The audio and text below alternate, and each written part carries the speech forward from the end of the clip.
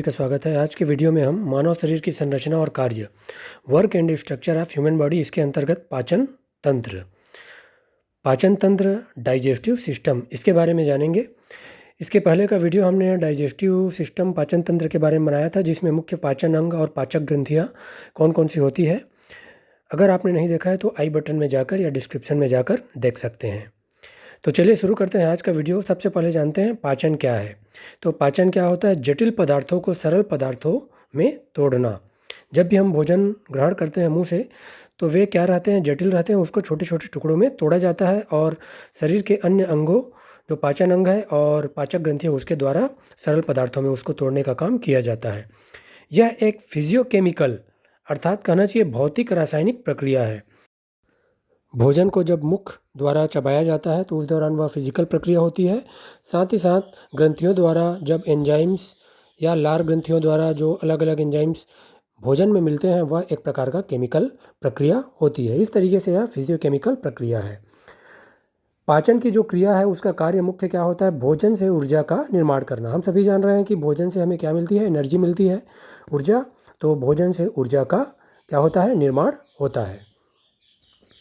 Carbohydrate, protein और वसा, fat, इसका क्या है? पाचन होता है।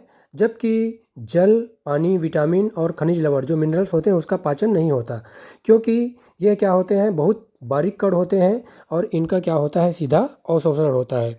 ये डायरेक्ट क्या होते हैं? ऑब्जर्व कर लिए जाते हैं। पाचक ग्रंथियाँ और एंजाइम, डाइजेस्टिव ग्लैंड और एंजाइम क्या होते हैं उसके बारे में हम जानते हैं। तो जो पाचक ग्रंथियाँ और एंजाइम होते हैं, मुख्य रूप से वे 4 प्रकार के होते हैं। इसके पहले के वीडियो में भी हमने जाना था। मुंह में जो होता है वह लार ग्रंथि होती है, सलाइवरी ग्लैंड। मुंह में जो लार ग्रंथि होती है, सलाइवरी ग्लैंड, याद रखेंगे। दूसरा जो होता है वह है पेट में। पेट में जठर ग्रंथि, गैस्ट्रिक जूस जिनसे निकलता है। उसके बाद है यकृत, पित्ताशय, लीवर और गॉल ब्लैडर, अग्नाशय, पैंक्रियास और आंत्र ग्रंथि, इंटेस्टाइनल ग्लैंड। जो छोटी आंत, बड़ी आंत से जो पाचक रस निकलते हैं, उन ग्रंथियों से वे आंत्र ग्रंथि कहलाती है। आगे हम देख पाएंगे किस तरीके से, चित्र में हम देख पा रहे हैं डाइजेस्टिव सिस्टम, जो पाचन तंत्र है, उसके अलग अलग जो मुख्य अंग है, ग्रास नली, स्टमक, एसोफेगस, साथ ही साथ जो पाचक ग्रंथियां हैं, liver, gall bladder, pancreas, large intestine और स्मॉल इंटेस्टाइन, यह सभी हमें दिख रहा है। मुख से जब भोजन ग्रहण किया जाता है तो मुख से भोजन ग्रहण करने के बाद जो हमारी ग्रास नली है वहाँ पे आती है। उसके बाद स्टमक से होता हुआ आगे भोजन जो है, पाचन की प्रक्रिया इसमें होती है। तो जो ग्रास नली होता है वह लगभग 25 सेंटीमीटर लंबी होती है। जो पाचन की क्रिया होती है, वह पाचन की क्रिया को समझने के लिए जो मुख्य रूप से हम जब भोजन ग्रहण करते हैं, तो भोजन ग्रहण करते हैं मुख गुहा से। तो मुख गुहा में से ही क्या होती है? पाचन की प्रक्रिया शुरू होती है। मुख गुहा, ओरल या बक्कल कैविटी के नाम से इसे जाना जाता है। जो मुख में मुख्य रूप से 3 जोड़ी क्या होती है? लार ग्रंथियाँ पाई जाती है। ये लार ग्रंथियाँ कौन कौन सी है? पहली है पैरोटिड, सबलिंगुअल और सब मैडिबुलर। तो जो पैरोटिड लार ग्रंथि होती है वह क्या होती है? सबसे बड़ी लार ग्रंथि होती है। और हम सभी जान रहे हैं कि मुख में जो है लगभग 1.5 लीटर जो होता है लार का क्या होता है? उत्पादन होता है। साथ ही साथ जो लार ग्रंथियाँ होती है उसमें कुछ एंजाइम्स जो होते हैं वे स्रावित होते हैं, जैसे कि लाइसोजाइम। लाइसोजाइम जो होता है वह क्या होता है? जीवाणुनाशी होता है। जो भी बैक्टीरिया या जीवाणु होते हैं भोजन के साथ आते हैं, वह उसे मुंह में ही क्या करता है, या लाइसोजाइम क्या करता है, वहाँ पे समाप्त कर देता है। उसके बाद दूसरा जो एंजाइम है वह है टाइलिन और डाइक्टोज। तो टाइलिन और डाइक्टोज क्या करते हैं? स्टार्च और मंड, या कहना चाहिए चोकर का, यह क्या करता है? पाचन करता है। इसीलिए हमें मैदा युक्त जो भोजन होता है उसमें चोकर नहीं होता, उसको खाने की सलाह नहीं दी जाती। ज़्यादातर चोकर युक्त भोजन हमारे पाचन के लिए सही होता है। अगला होता है म्यूकस। म्यूकस क्या करता है? भोजन को चिपचिपा बनाता है, और भोजन को चिपचिपा बनाता है, जिससे आगे जो होता है भोजन को क्या है? ग्रास नली में जाने में आसानी होता है। ग्रास नली में भोजन का धीरे धीरे आगे बढ़ना कहलाता है पेरिस्टलेसिस। पेरिस्टलेसिस या क्रमानुकंचन होता है। इसी के द्वारा भोजन जो है धीरे धीरे आगे बढ़ता है। ग्रास नली से भोजन का आगे बढ़ना मुख्य रूप से कहलाता है बोलस। इसे याद रखेंगे, विभिन्न परीक्षाओं में पूछा जाता है। ग्रास नली से जब भोजन आगे बढ़ता है तो उसे क्या कहा जाता है? बोलस। लारयुक्त जो भोजन होता है। उसके बाद अगला जो हमारा पाचन अंग है स्टमक या अमाशय, वहाँ जो है भोजन का जो रूप है बोलस वह आगे पहुँच जाता है। हमने ऊपर भी जाना था, ग्रास नली की जो लंबाई होती है वह लगभग 25 सेंटीमीटर होती है। अब आगे जानते हैं हम, जो स्टमक होता है, अमाशय होता है, वह मुख्य रूप से 3 भागों से बना होता है। वे 3 भाग कौन कौन से हैं उसे हम देखते हैं। यहाँ पे चित्र पे आप देख पा रहे हैं, स्टमक का जो चित्र है वह 3 भाग हमें दिख रहा है।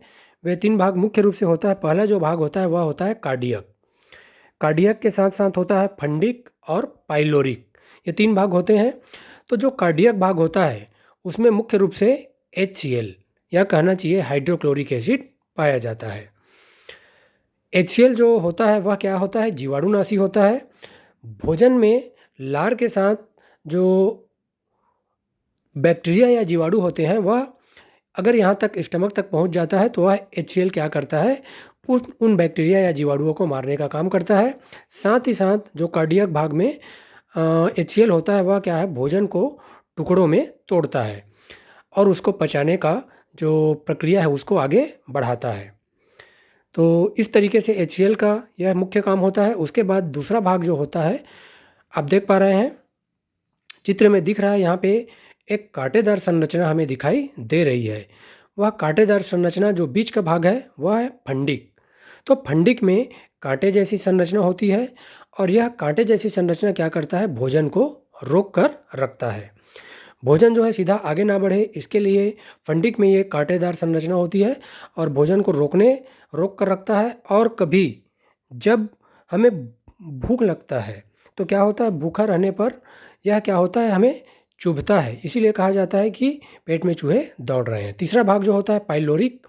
पाइलोरिक में क्या होती है? मुख्य रूप से ग्रंथियाँ पाई जाती है जो जठर ग्रंथि है। और ये जठर जो ग्रंथि होती है वह जठर रस क्या करती है? स्त्रावित करती है, गैस्ट्रिक जूस स्त्रावित करती है। तो गैस्ट्रिक जूस में मुख्य रूप से जो होता है वह कौन कौन से होते हैं उसे जानते हैं। आप देख पा रहे हैं गैस्ट्रिक जूस जो जठर रस है उसमें मुख्य रूप से रेनिन एक स्त्रावित जो होता है, वह रेनिन क्या करता है? रेनिन जो है दूध को दही में बदल देता है। आपने छोटे बच्चों को देखा होगा कि छोटे बच्चे जब दूध पीते हैं तो वह उल्टी जब करते हैं तो दही के रूप में होता है, इसी कारण है। दूसरा जो होता है वह है पेप्सिन। तो पेप्सिन क्या करता है? प्रोटीन को पेप्टोन में बदलने का कार्य करता है। इस तरीके से यह गैस्ट्रिक जूस जो होता है भोजन को पचाने में सहायता करता है। कई बार प्रश्न घुमा के पूछा जाता है कि रेनिन जो होता है वह किसको पचाने में सहायक होता है? तो हम सभी जान रहे हैं कि दूध में क्या होता है? केसिन प्रोटीन पाया जाता है, तो केसिन को भी पचाने का कार्य करता है। इस तरीके से आप आंसर दे सकते हैं। अमाशय में जो भोजन होता है वहाँ पे क्या होता है? HCl पाया जाता है। तो कई बार हम भोजन कभी ज़्यादा कर लेते हैं या किसी कारण से क्या होता है, जब भोजन ज़्यादा होता है तो उसको HCl ज़्यादा स्त्रावण होता है और उसे सामान्य तौर पे एसिडिटी हो गया है कहा जाता है। तो यह HCl क्या किया जाता है? इसके दूर करने के लिए एसिडिटी को मिल्क ऑफ मैग्नीशिया या सामान्य भाषा में इसे हम इनो के नाम से जानते हैं, वह लिया जाता है और वह क्या होता है? एसिडिटी को दूर करने का कार्य करता है। एक दैनिक जीवन में या सामान्य प्रश्न लोगों के मन में ये आता है कि यहाँ पे जो HCl पाया जाता है कार्डियक भाग में, उसकी जो कोशिकाएं होती है उस HCl के कारण नष्ट क्यों नहीं होती? तो इसका कारण होता है कि जो इसकी कोशिकाएं बनी होती है यहाँ पे कार्डियक भाग का, वह म्यूकोसा या जो म्यूकोसा भाग होता है वह क्षार होता है और इससे पेट की परत बनी होती है। और इसी के कारण क्या होता है? एसिड और बेस के होने के कारण, क्रिया होने के कारण वह उदासीन हो जाता है और जो कार्डियक भाग होता है, स्टमक भाग होता है, HCl के कारण हमें कोई नुकसान नहीं होता है।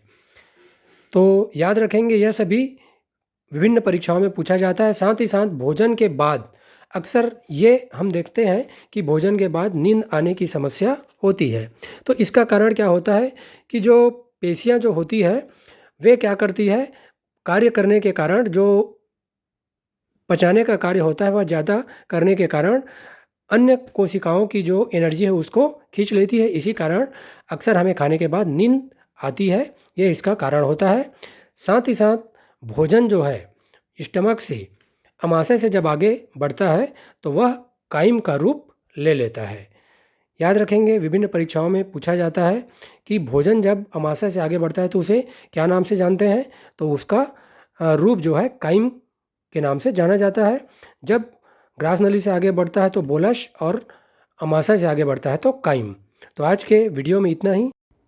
अगले वीडियो में हम छोटी आंत, स्मॉल इंटेस्टाइन और बड़ी आंत, लार्ज इंटेस्टाइन में भोजन का पाचन कैसे होता है उसके बारे में जानेंगे। तो आज का वीडियो अच्छा लगा है तो लाइक, शेयर और सब्सक्राइब करिए। आप सभी का बहुत बहुत धन्यवाद। Thank you.